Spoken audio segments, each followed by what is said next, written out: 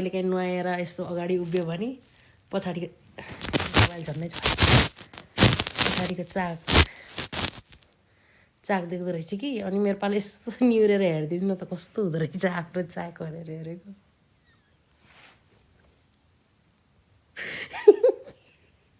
कस्तो कस्तो छ्या घिन लाग्दो रहेछ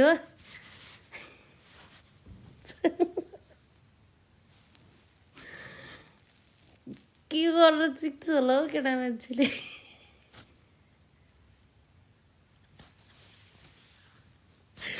छि लास्टै नराम्रो हुँदो रहेछ कस्तो के मेरो अगाडि पछाडि ऐना छ कि यता पनि छ कि अनि ठिङ्ग उभिनुपर्छ कहिले कस्तो लाग्छ कि आफैलाई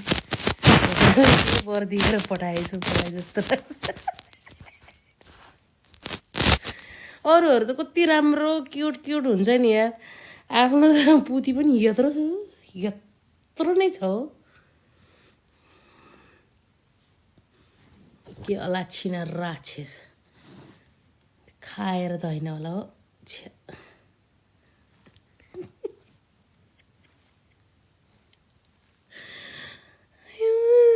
भगवान्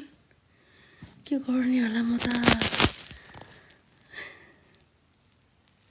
कहिले यसो फोटो खिचेर राख्छु हेर्नलाई आफै हेर्छु जुम गरेर यसो हेरेको त त्यो हक्ने चाक्ने यत्रो ठुलो कोठी रहेछ कि छ्या के दिएको होला है यस्तो भगवान्ले पनि अनि त्यो फेरि हग्ने चाक पनि अलि राम्रोसँग हेरेको आमामा के साह्रो कालो हो फेरि भगवान् कालो र कालो कि फेरि हेरौँ न रे कसरी आइडी ब्यान्ड हुन्छ कसरी दिएको नि